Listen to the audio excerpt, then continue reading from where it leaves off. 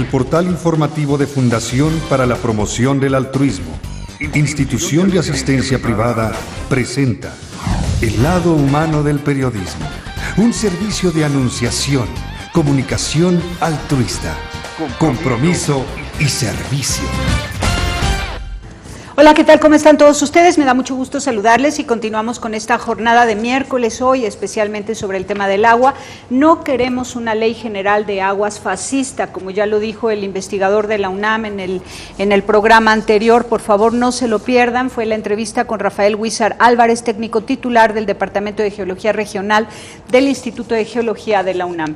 Él es doctor en geohidrología y ha hecho una revisión al detalle de la ley presentada por el gobierno a la Cámara de Diputados para Ley General de Aguas, una ley que es del todo rechazable, repugnante incluso, porque es anticonstitucional, va en favor de los industriales, de unos cuantos, y pues en contra de la vida humana.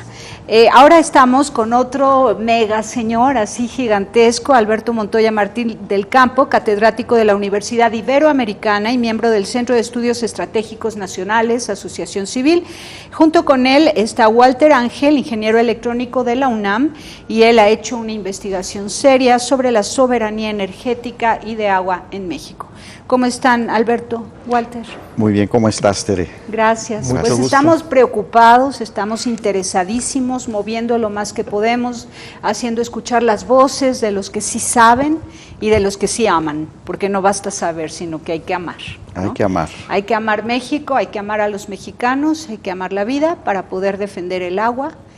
Hay que la soberanía nacional, la soberanía alimentaria. Es que esta ley que presenta el gobierno atenta incluso contra la soberanía alimentaria. Es un atentado contra los mexicanos y nuestro proyecto y nuestras condiciones fundamentales de vida. Realmente esta ley es parte de todo este conjunto de modificaciones que se hicieron en el ámbito constitucional en materia energética, y que como parte de la tecnología que requieren los nuevos métodos de extracción de hidrocarburos, tanto del gas como del petróleo, mediante lo que ya en general la gente conoce como el método de la fracturación hidráulica.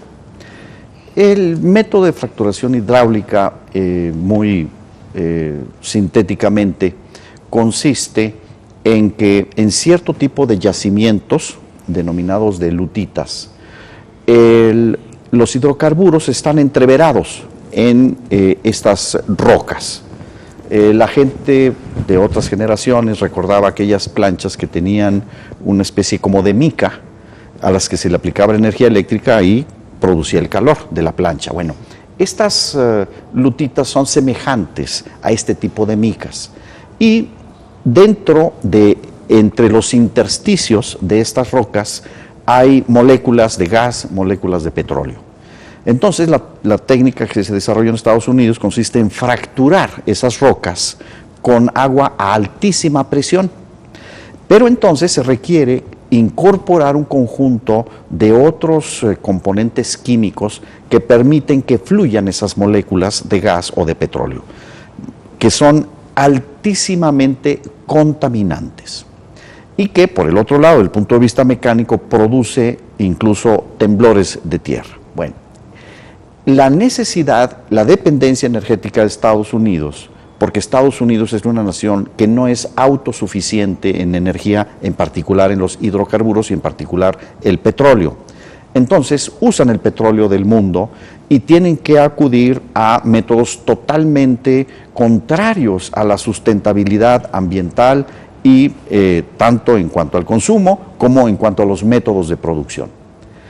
Este gobierno se ha puesto totalmente al servicio de la necesidad de la soberanía energética de los Estados Unidos, de sus bancos y corporaciones petroleras, y ha sometido a nuestra nación a condición de objeto de estos intereses, al grado de que se modificó, se rompió un pacto constitucional que proviene de un gran movimiento social y revolucionario de hace un siglo. De manera que hace un siglo fue necesario el que hubiese un movimiento revolucionario para que la nación recuperara la propiedad de los bienes del subsuelo. Entonces estamos hablando tanto de la riqueza que existe en cuanto a recursos energéticos, hidrocarburos, como también minería y también el agua. Lo que está haciendo este gobierno es entregar no solamente los recursos, sino las industrias, las infraestructuras y la operación incluso de todas estas actividades, que por su propia naturaleza deben ser considerados elementos fundamentales de la vida y de los derechos humanos. Agua, Aquí energía. entonces tenemos una visión totalmente contrapuesta de lo que debe de ser un gobierno. Un gobierno debe representar al pueblo y debe de servir al interés y las necesidades humanas.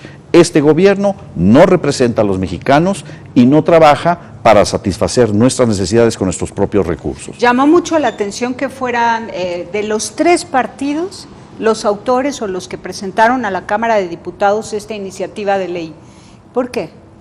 Hay una supresión. ¿Por qué se ponen de acuerdo? Hay una supresión de la representación del pueblo de México. No estamos representados, no estamos siendo, digamos, el pueblo de México no está representado en el Poder Ejecutivo, en el Poder Legislativo y en el Poder Judicial. Esto está poniendo al país en una condición de gravísima vulnerabilidad y estamos viendo manifestaciones que claramente indican que esta condición, este régimen injusto, solamente se sostiene mediante la fuerza, es decir, mediante procesos de instalación de una violencia física directa sobre la población, un estado policíaco militar. Entonces, ¿tú crees que están coaccionados los diputados o todos aquellos miembros del PAN, del PRI, del PRD que se pusieron de acuerdo para presentar una iniciativa de ley que atenta contra la soberanía nacional?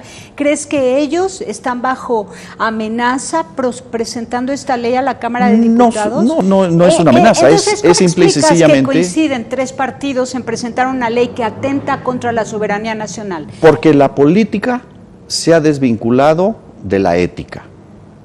Quienes están ahí no están actuando en función de un criterio y de un imperativo ético. El imperativo ético es muy preciso y muy claro, no es una cosa abstracta.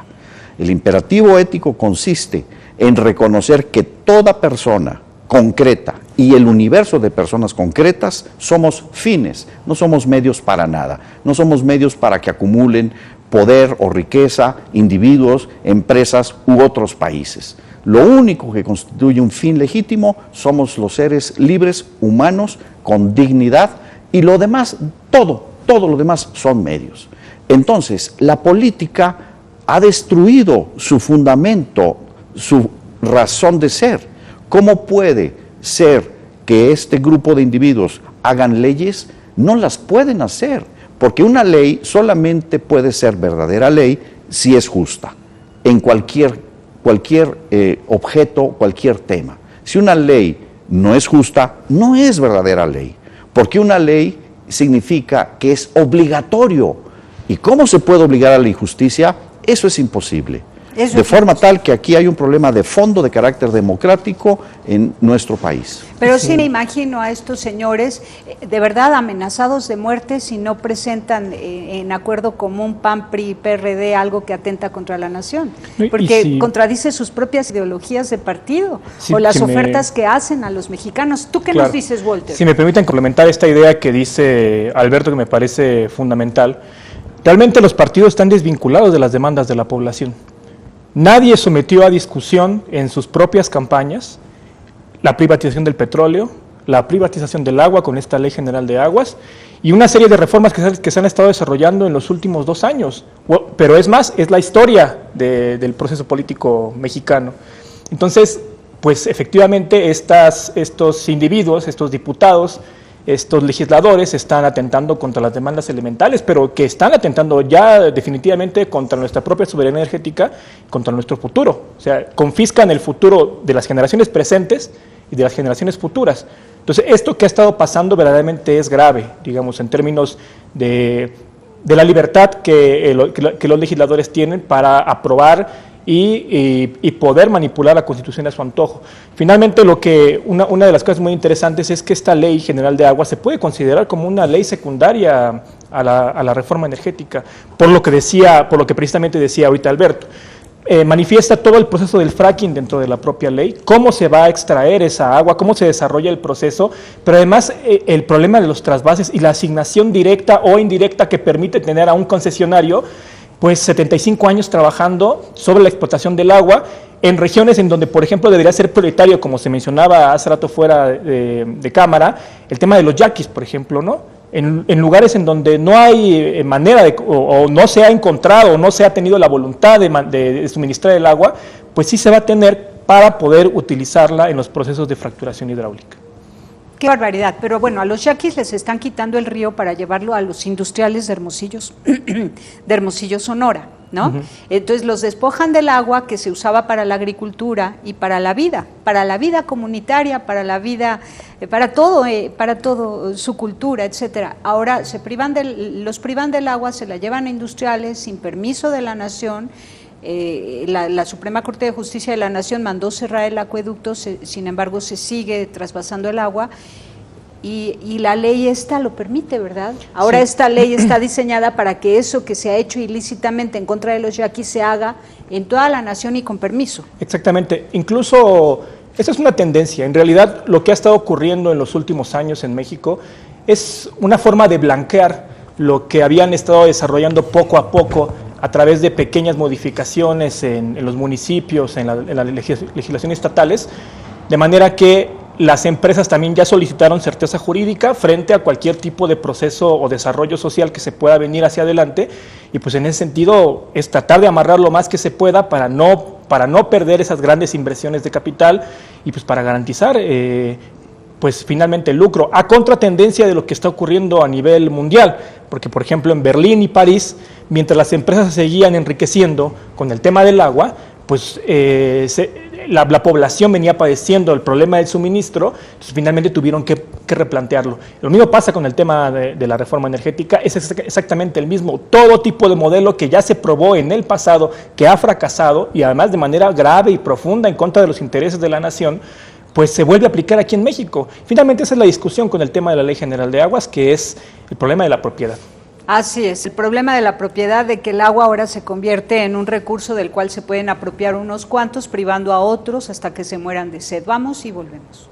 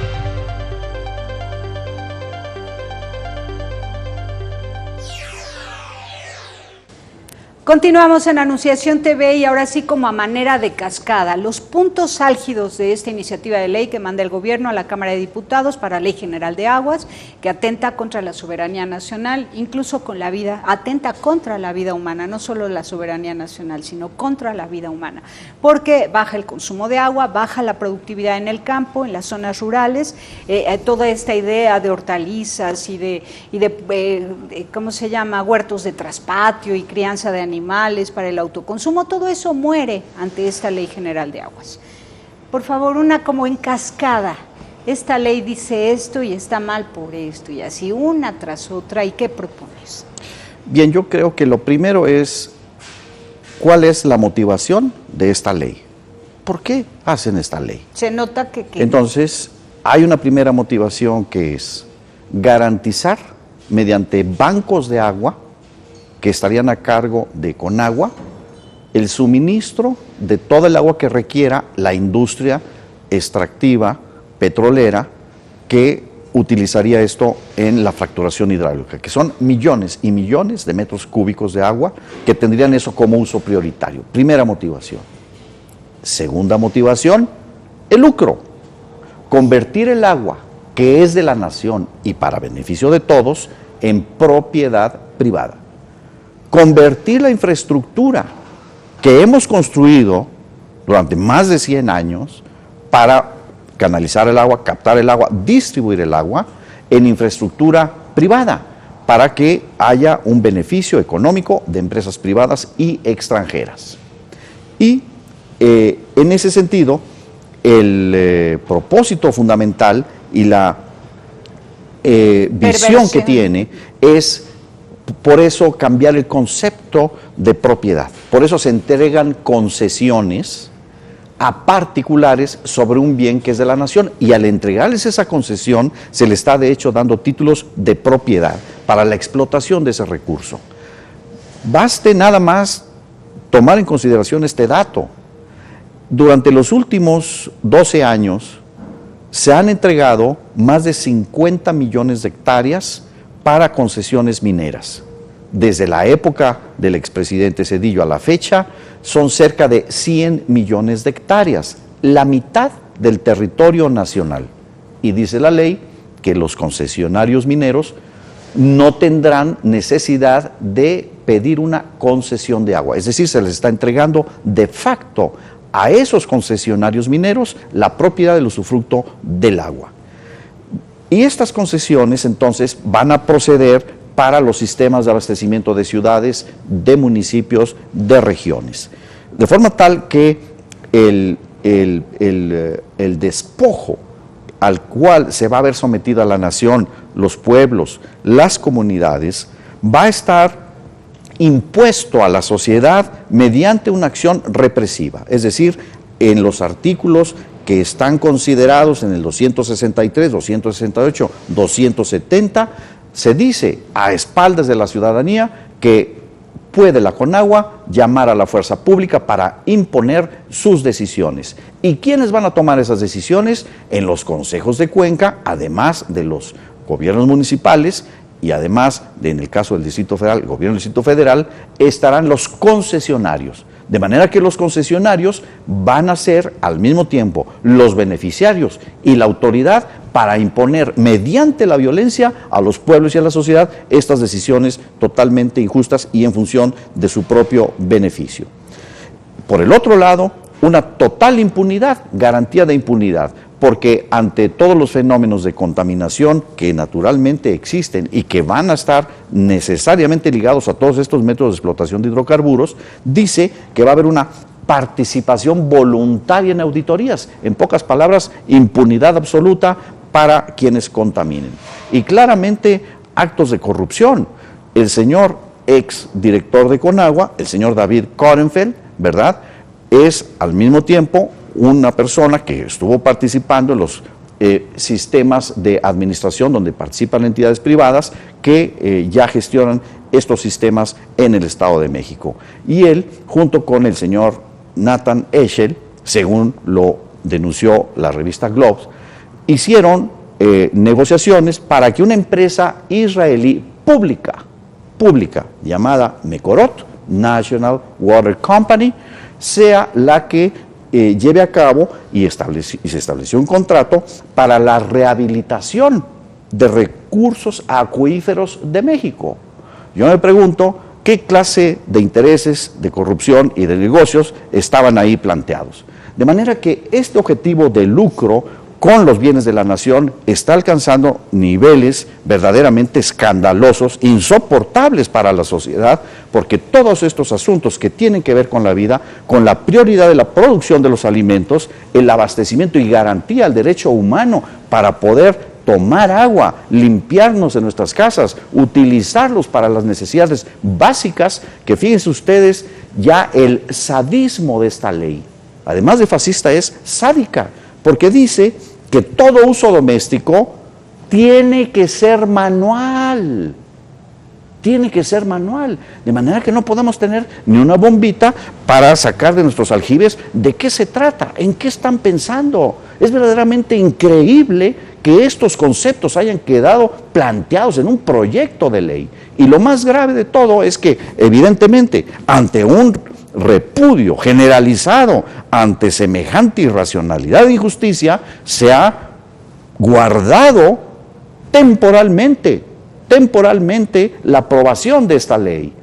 Pero inmediatamente y posterior a las elecciones del 7 de junio, lo más probable es que sea resucitado y que se busque su aprobación rápida y sin pasar por el conocimiento de la ciudadanía. No lo vamos a permitir. De ninguna Perdona manera. que te interrumpa, pero no lo vamos a permitir. Estamos haciendo una serie de entrevistas para que nadie diga que no se dijo y que las autoridades sepan que estamos todos muy al pendiente de esta situación, porque organizaciones de la sociedad civil tienen una iniciativa ciudadana que está siendo firmada a través de la página de Havas. La UNAM también ya nos dijo que el Instituto de Geología de la UNAM va a presentar otra iniciativa de ley. Entonces, propuestas las hay. Los ciudadanos mexicanos no somos tontos, tenemos gente muy preparada que tiene iniciativas y propuestas muy puntuales en favor de la soberanía nacional del pueblo de México, de la productividad en el campo, que es muy importante también la soberanía alimentaria, ¿no? Ahora, el tema de las tarifas, ¿qué no es con los impuestos que uno paga por todas sus actividades humanas, con lo cual se crea la infraestructura para llevar el agua a nuestras casas? Claro, y lo que está ocurriendo, al igual como ha ocurrido con otros proyectos, estamos volviendo a pagar, ¿no? El incremento de las tarifas, este es un mito o una gran mentira que nos repiten constantemente a través de los medios masivos, que gracias a la privatización las tarifas van a disminuir, simplemente haciendo números. Para todo el proceso de exploración, extracción, traslado de agua, procesamiento, las empresas que intervengan ahí pues tienen que tener una ganancia, ¿no? No lo van a hacer altruistamente. No lo van a hacer gratuitamente, por supuesto que no. Entonces todo esto se va sumando y esa suma es la que finalmente carga el usuario final, en el caso de la población. Porque al final de cuentas a la gente lo que le va a interesar es si este proyecto de privatización va a beneficiar de manera directa a sus bolsillos, ¿no? Por todo este problema, lo que incluso ayer mismo anunció Videgaray sobre el tema de que nos tendremos que todos apretar el cinturón en el 2016. Bueno, pues déjenme decirles que no. O sea, en realidad lo que va a terminar ocurriendo acá es el aumento a las tarifas, como ocurrió ya en Puebla, o como ocurre en Aguascalientes, o como ocurre incluso en el Distrito Federal, donde la empresa Suez tiene una parte del proceso de trabajo en materia del agua. Entonces, definitivamente no. En Puebla, por ejemplo, 400% de aumento en las tarifas de agua. Y luego hay propuestas que realmente no terminan beneficiando a la población porque no es la verdadera alternativa. Por ejemplo, en Iztapalapa se ha llegado incluso a hablar de la famosa tarifa social, ¿no? Y la tarifa social es un promedio del consumo de los habitantes de una determinada región.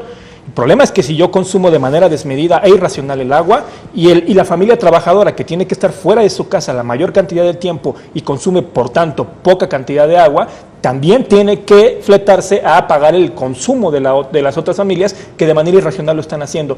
Esas no son las alternativas. Nosotros vamos más por lo que plantea Alberto, por lo que plantean los investigadores de la UNAM. Necesitamos poder generar verdaderas tarifas justas de acuerdo a la proporción de nuestro consumo, pero que esto garantice la rehabilitación de los mantos acuíferos, la recomposición de todo el sistema hidráulico nacional que se está entregando a manos privadas de manera gratuita y que para ello les va a salir verdaderamente nada poderlo hacer, y es una inversión que el Estado no quiere realizar, en contraposición a la Constitución, porque el artículo 4 de la Constitución garantiza que nosotros tenemos el derecho al agua y el Estado debe de proveer, ¿no?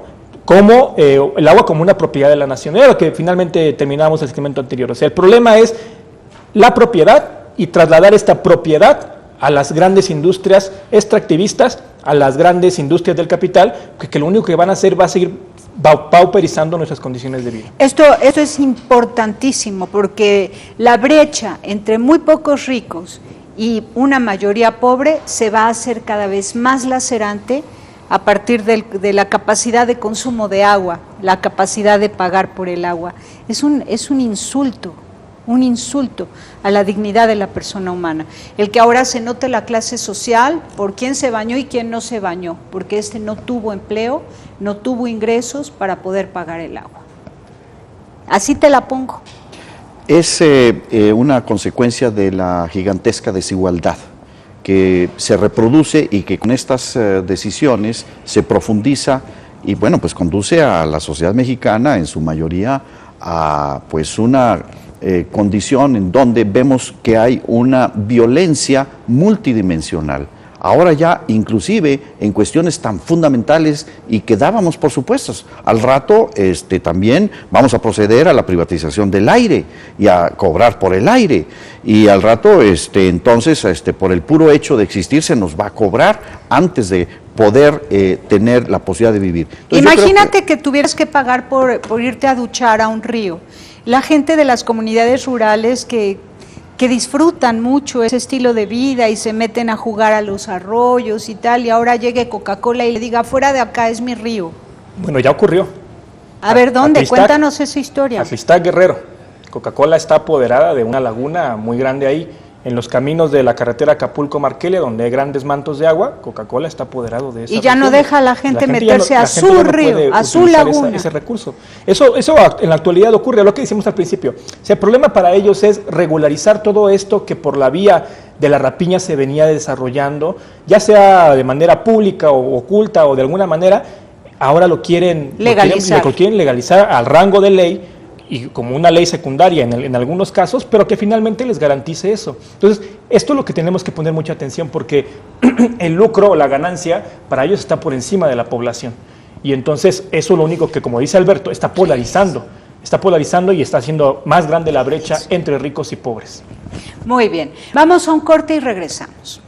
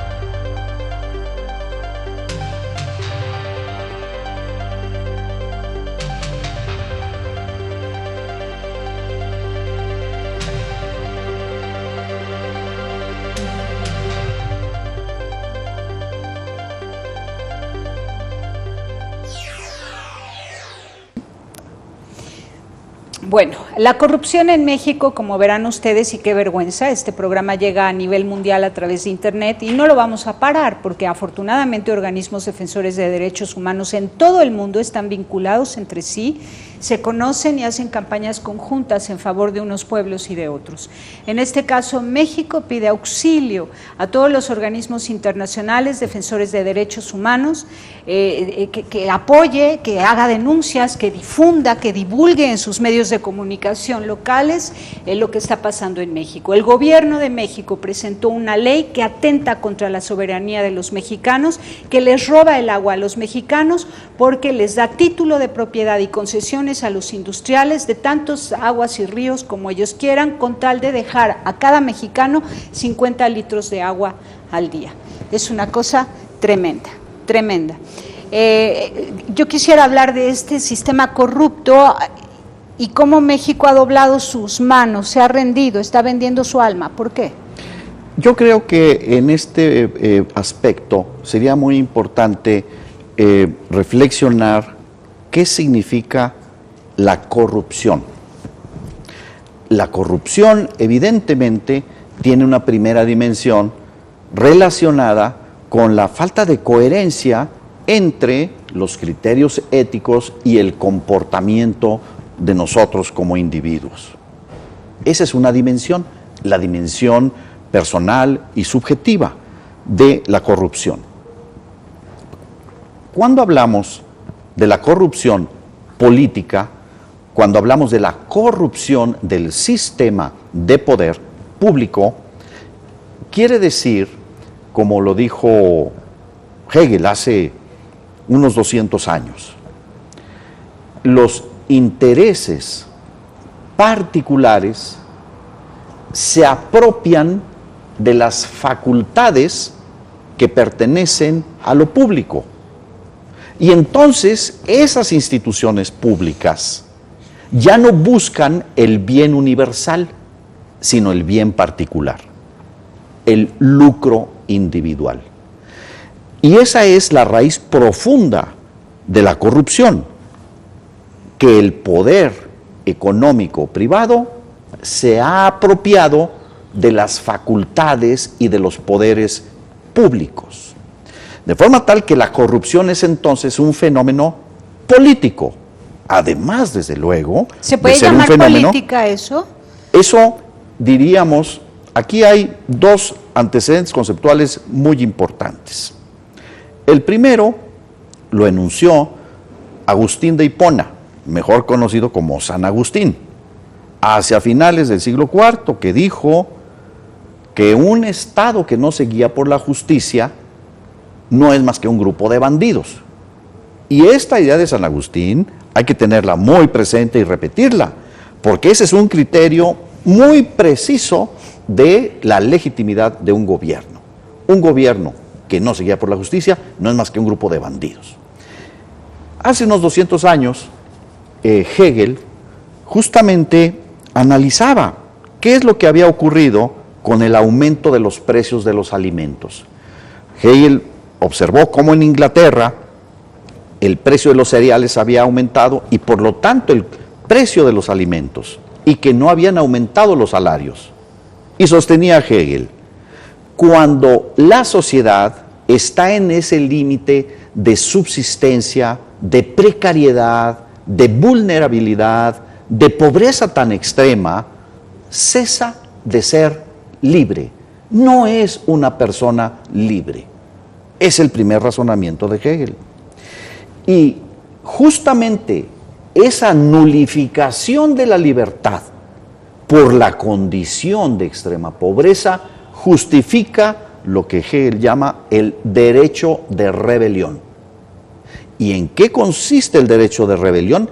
Consiste en el derecho del pueblo de sustituir al gobierno por otro que sí garantice la libertad de todos. A ver, Alberto. En otras palabras, la desigualdad está vinculada a la disminución de la libertad de los individuos y de la soberanía como país. Y ante esa situación de pérdida de libertad hay dos opciones: o te rebelas y defiendes tu libertad y la soberanía nacional con principios de justicia y bondad y amor y caridad, etcétera, o por hambre te doblegas y dices, pues sí, yo era antes dueño, ejidatario de mis tierras, de mis ríos, de mi estilo de vida campesino, y ahora soy empleado porque o acepto las condiciones de estos industriales o me muero de hambre.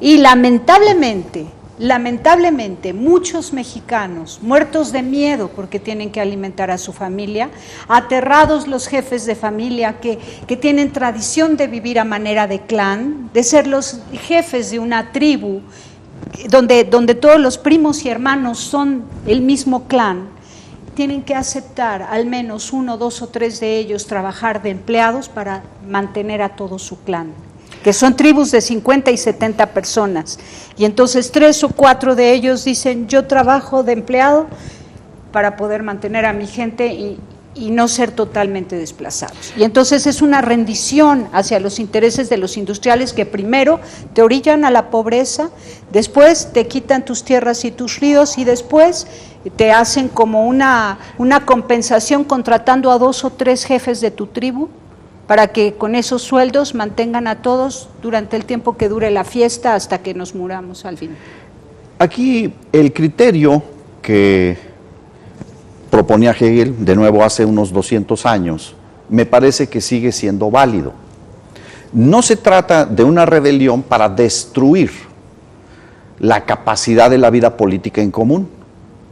Es exactamente lo opuesto.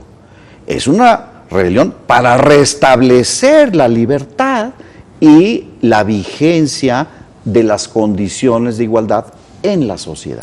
Por eso, ¿cómo convences a los pobres que no se vuelvan empleados de los industriales? El proceso de establecimiento de toda esta política que se inició con el Tratado de Libre Comercio de América del Norte y que consiste en un proyecto de colonización económica de México en la parte financiera, la parte alimentaria, la parte industrial, ahora la parte energética, la parte comercial, todo el sistema de economía política como un sistema colonizado, con la conciencia de que eso no produce equidad.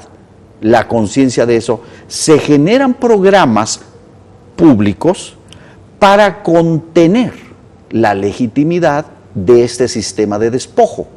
Y ahí es en donde se induce una dependencia en toda esta gran mayoría de la población desposeída y sometida a estas condiciones salariales tan injustas, y que mediante programas que se van cambiando de nombre, se van afinando procedimientos, pero que finalmente crean una dependencia en la que las personas con su propio trabajo no pueden satisfacer sus necesidades básicas de alimentación, de educación, de salud, y por lo tanto están en una relación de gran vulnerabilidad ante esos poderes públicos, y que lo observamos en cada uno de los procesos electorales, se acentúa este carácter corporativo de dependencia y se está permanentemente, por un lado, cultivando esa mentalidad de dependencia y por el otro lado, generando miedo en la población, manipulando a la población, manteniéndola sujeta de procesos para la adhesión y repetición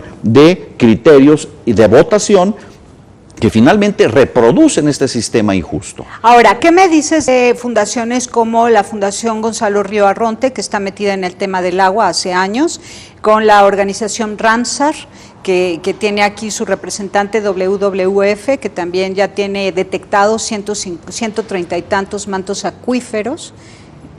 ¿Qué plan tendrán ellos? ¿Qué plan tendrán ellos? ¿No? En alianza con tantos industriales y empresarios, con el mismo gobierno y con agua.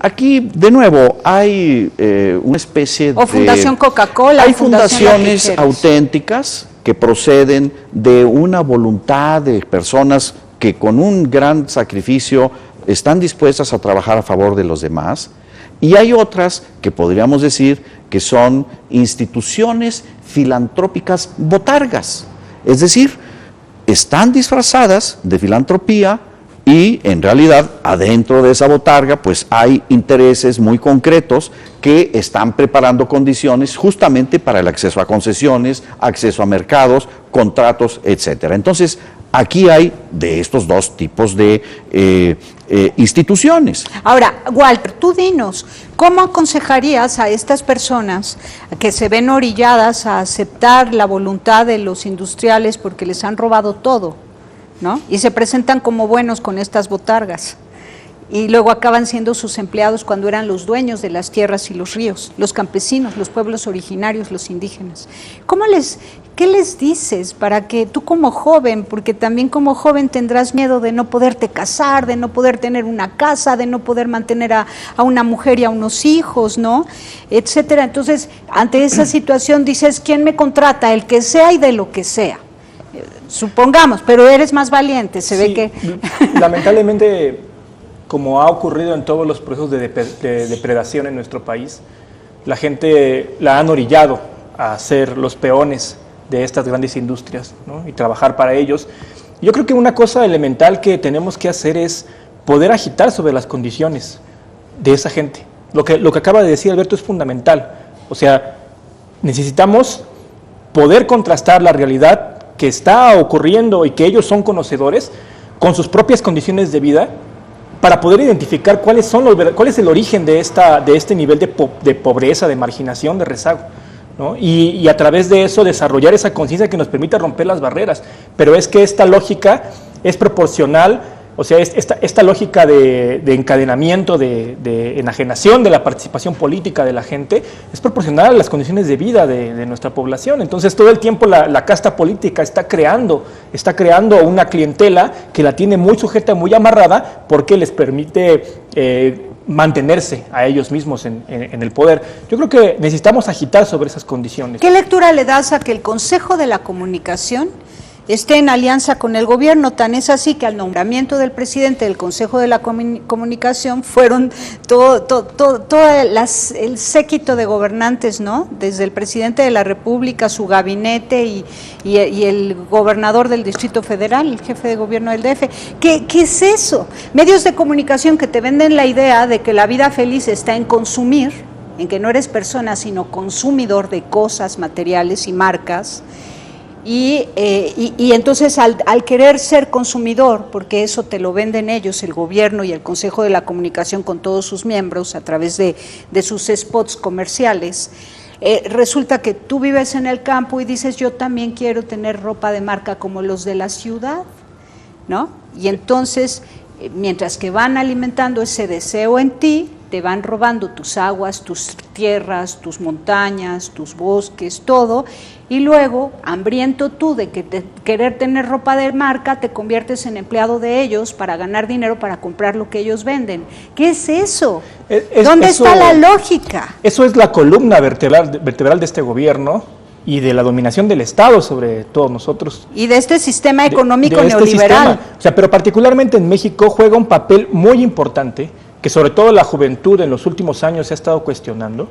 Es fundamental, porque entonces de esa manera no estamos discutiendo, no estamos participando políticamente y nos estamos enajenando cada vez más de la vida política. Cuando hablo de agitar sobre las condiciones es ocupar los espacios, no solo estos que son muy buenos, sino también los de los medios masivos, y poder tener acceso a la comunicación pública, ¿no? Y entonces poder manifestar nuestras ideas para que eso se transforme en acción, en unidad de acción para romper estas cadenas que nos están cada vez haciendo más pobres. En verdad, en el 2016 se espera un escenario desolador, no solo por la reducción del gasto público, sino toda esta burbuja financiera que han estado levantando ellos, conteniendo, evitando para que en el tema electoral no se les escape de las manos. La población lo vamos a sentir de manera muy fuerte. Entonces tenemos que participar cada vez más en ese proceso para poder marcar nuestro lugar en la historia y para poder decir ya basta a toda esta política de depredación y de miseria. Muy bien. Ahora, por cultura, ya nos tenemos que ir, vamos a dejarlo pendiente este otro tema. Por cultura, y no tendríamos por qué juzgarlo como un mal plan, en el campo mexicano se casan a los 15 o 16 años de edad. Y resulta que, contrario a lo que se piensa, ellos sí duran toda la vida. Les digo que se organizan en clan y viven juntos toda la vida y se aman toda la vida. Y entonces, el sistema les invita a terminar una preparatoria, una carrera, una maestría, un doctorado, y les amenaza con que si no estudian, entonces van a ser apresados. Depende de donde pongas tu corazón, serás apresado o no, no de tus grados académicos, porque si nos esperamos a tener grados académicos para defender la soberanía nacional, estamos perdidos, cuando solo el 2% de los que entran a primaria terminan un posgrado. Entonces no necesitamos tener títulos académicos para defender la nación mexicana, necesitamos sentido común, intuición, amor a nuestra familia y a la patria, ¿cierto? Porque es que tienen al mexicano acomplejado solo porque el 58% de los menores de 30 años de edad no ha terminado la preparatoria, pero ahí está nuestra fuerza social, en esos menores de 30 años de edad que son los fuertes de México y que tienen sentido común y que tienen amor a la vida, que tienen amor a la soberanía nacional. No esperen a terminar la preparatoria para defender México, háganlo ya, porque basta su amor a México, no necesitan títulos, ¿cierto? Tenemos que afirmar ya nuestra decisión, nuestra voluntad de ser libres y de vivir en armonía como seres humanos. Nuestro estilo de vida, muy acorde al sueño de Dios. Pues les agradezco muchísimo, Al contrario. Y seguiremos hablando más y más y más con esta pasión sobre México. Pásela bien haciendo el bien. Hasta la próxima. Sí hay soluciones. Aquí, en el portal informativo de Fundación para la Promoción del Altruismo, Institución de Asistencia Privada. El lado humano del periodismo. Un servicio de anunciación, comunicación altruista. Participa en Facebook, Todo México Somos Hermanos, y síguenos en Twitter, @somos_hermanos.